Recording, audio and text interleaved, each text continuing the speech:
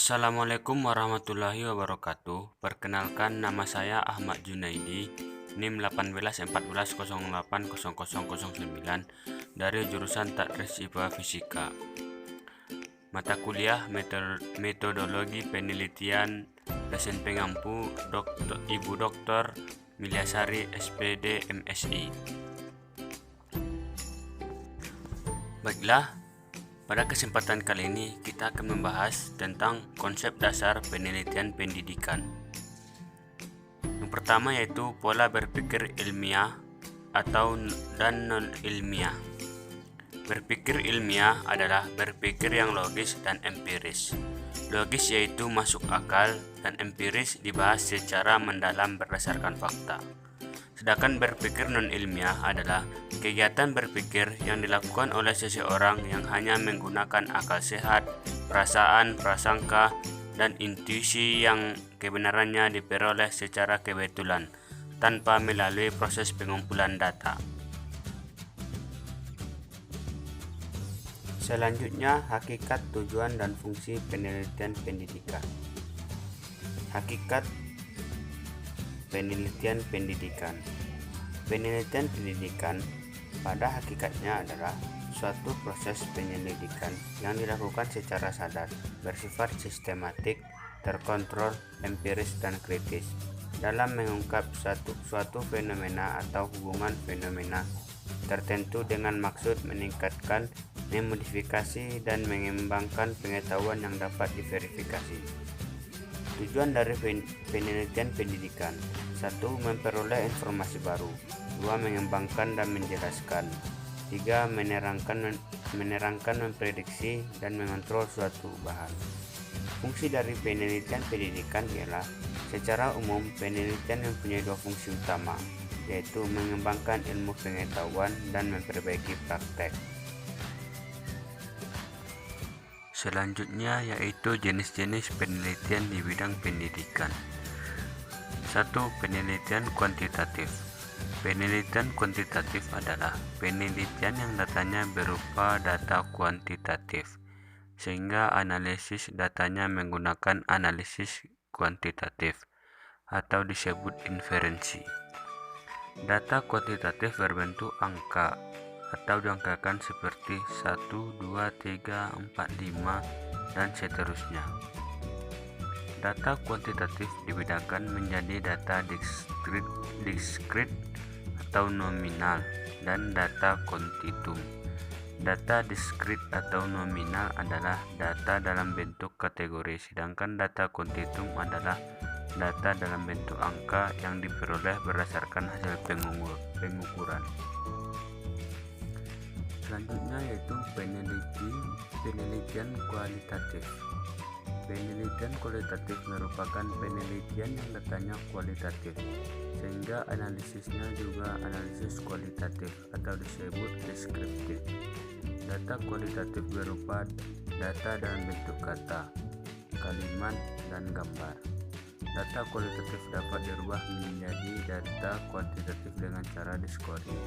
Contohnya data kualitatif yaitu baik sekali, baik, kurang baik, tidak baik, atau sangat setuju, setuju, ragu-ragu, tidak setuju, sangat tidak setuju, atau selalu, kadang-kadang, jarang, dan tidak pernah. Perbedaan penelitian kuantitatif dan penelitian kualitatif. Penelitian kuantitatif: 1. Berpijak pada konsep positifistik. 2. Kenyataan berdimensi tunggal, fragmental, terbatas, fixed. 3. Hubungan antara penelitian dengan objek lepas. Penelitian dari luar dengan instrumen standar yang objektif. 4. Setting penelitian buatan lepas dari tempat dan waktu. 5. Analisis kuantitatif, statistik objektif. 6. Hasil penelitian berupa inferensi, generalisasi, prediksi. Kedua, penelitian kualitatif. 1. Berpijak pada konsep naturalistik. 2. Kenyataan berdimensi jamak, kesatuan utuh, terbuka, berubah. 3. Hubungan peneliti dengan objek berinteraksi, penelitian dari luar dan dalam. Peneliti sebagai instrumen bersifat subjektif dan judgement. 4. Setting penelitian alamiah terkait tempat dan waktu. 5. Analisis subjektif. 6. Hasil penelitian berupa deskripsi, interpretasi. Selanjutnya yaitu komponen proposal penelitian. 1. Judul. Judul adalah merupakan etalase dari suatu penelitian yang menampilkan keseluruhan rencana penelitian. Oleh karena itu, judul penelitian harus memuat gambaran global masalah dan lingkup penelitian. Syarat judul yang baik yaitu menarik minat peneliti, manageable, mengandung kegunaan praktis, tersedia cukup data, tidak duplikasi dari penelitian lain, bersifat variabel yang akan diteliti, berupa kalimat pernyataan jelas dan singkat. 2. Latar belakang masalah. Latar belakang merupakan pengantar yang menjelaskan secara singkat materi penelitian yang ditulis secara sistematis dan terarah. Biasa dibuat secara deduktif, di mana masalah secara umum dikerucutkan menjadi masalah khusus yang akan diteliti. Latar belakang masalah merupakan justifikasi dibuatnya suatu penelitian. 3. Rumusan masalah. Rumusan masalah dapat berupa pernyataan masalah atau pernyataan. Rumusan masalah ini memiliki konsekuensi terhadap tujuan, manfaat, kerangka, konsep, serta metode penelitian yang akan digunakan. Rumusan masalah didapat setelah peneliti menelaah atau mengidentifikasi permasalahan yang muncul di latar belakang. 4. Tujuan penelitian. Tujuan penelitian hendaknya diuraikan singkat dan jelas, serta menggunakan kata yang bersifat operasional, seperti menguraikan, mengidentifikasi, menggambar. Tujuan biasanya dibuat dalam dua kategori, yaitu tujuan umum dan tujuan khusus. Tujuan umum menjelaskan tujuan yang hendak dicapai secara umum, sedangkan tujuan khusus menjelaskan langkah yang diambil untuk mencapai tujuan umum. 5. Manfaat penelitian.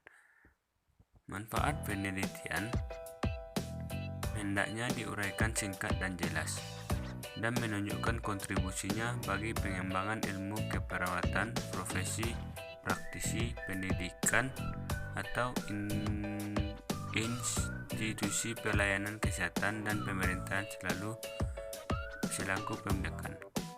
6. Tinjauan pustaka. Pustaka berisian teori yang mendasari penelitian.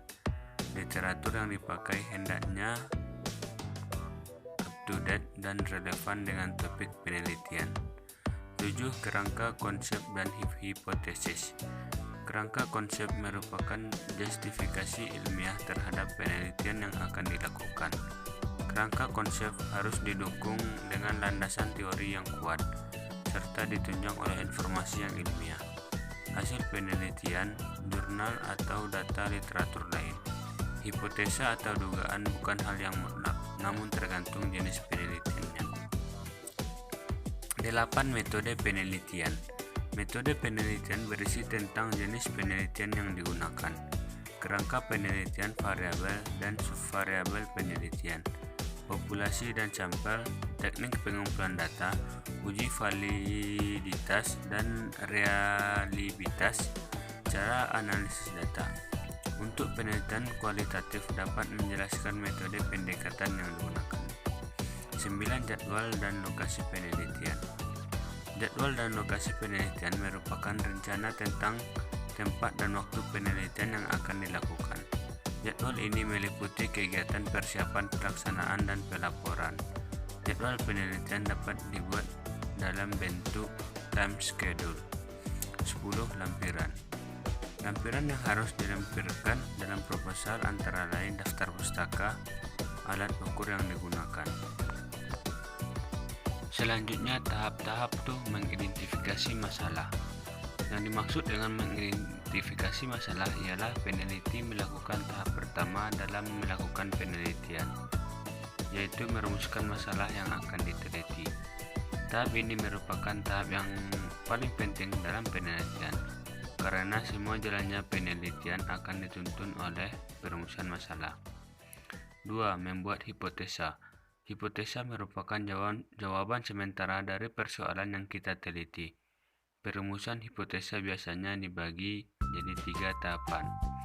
Pertama, tentukan hipotesa penelitian yang didasari oleh asumsi penulis terhadap hubungan variabel yang sedang diteliti.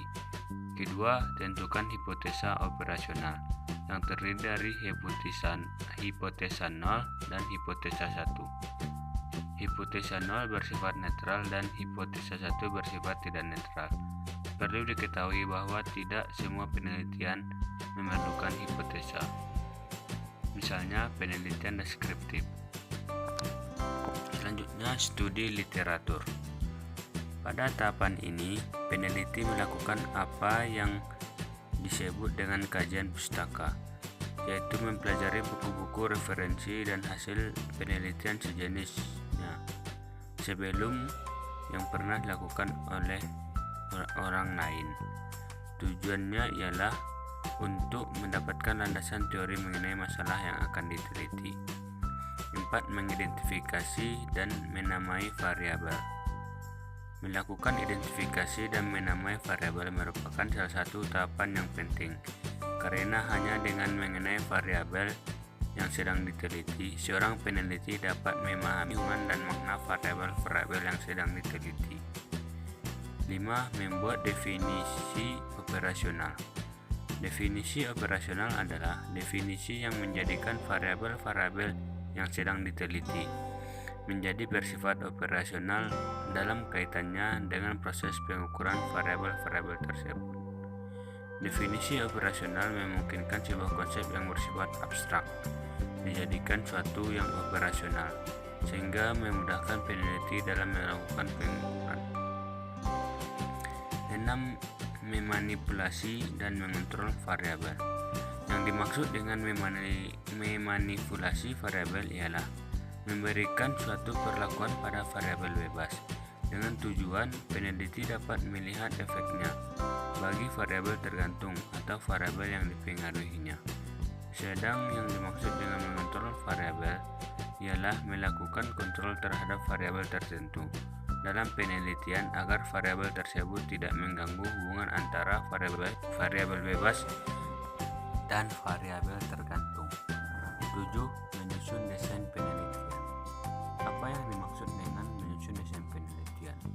Desain penelitian, khususnya dalam penelitian yang menggunakan pendekatan kuantitatif, merupakan alat dalam penelitian di mana seorang peneliti tergantung dalam menentukan berhasil atau tidaknya suatu penelitian yang sedang dilakukan. Desain penelitian bagaikan alat penuntun bagi peneliti dalam melakukan proses penentuan instrumen pengambilan data, penentuan sampel, koleksi data, dan analisanya. 8. Mengidentifikasi dan menyusun alat observasi. Yang dimaksud pada bagian ini ialah tahap di mana seorang peneliti harus melakukan identifikasi alat apa yang sesuai untuk mengambil data dalam hubungannya dengan tujuan penelitiannya. Peneliti yang menggunakan pendekatan kuantitatif biasa peneliti menggunakan kuesioner. Membuat kuesioner dan jadwal interview.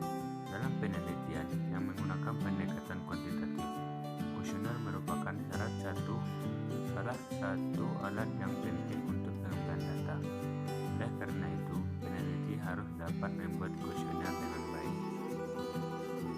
10. Melakukan analisa statistik. Salah satu ciri yang menonjol dalam penelitian yang menggunakan pendekatan kuantitatif ialah adanya analisa statistik. Analisa statistik digunakan untuk membantu peneliti mengetahui makna hubungan antar variabel. Sampai saat ini, analisa statistik merupakan satu-satunya alat yang dapat dipertanggungjawabkan secara ilmiah untuk menghitung misalnya hubungan antar variabel, untuk memprediksi pengaruh variabel bebas terhadap variabel tergantung. 11. Menggunakan komputer untuk analisa data. Dengan berkembangnya teknologi komputer yang semakin canggih dan dituntutnya melakukan penelitian secara lebih maka seorang peneliti memerlukan bantuan komputer untuk melakukan analisa data. Banyak perangkat lunak yang telah dikembangkan untuk membantu peneliti dalam melakukan analisa data, baik yang bersifat pengolahan data maupun analisa lainnya. 12. Menulis laporan hasil penelitian. Tahap terakhir dalam penelitian ialah membuat laporan mengenai hasil penelitian secara tertulis. Laporan secara tertulis perlu dibuat agar peneliti dapat mengkomunikasikan hasil penelitiannya kepada para pembaca atau penyandang dana. Baiklah, sekian pembahasan tentang konsep dasar penelitian pendidikan. Pembahasan tersebut dicantumkan dalam referensi yang tertera pada video terakhir ini. Sekian, terima kasih. Assalamualaikum warahmatullahi wabarakatuh.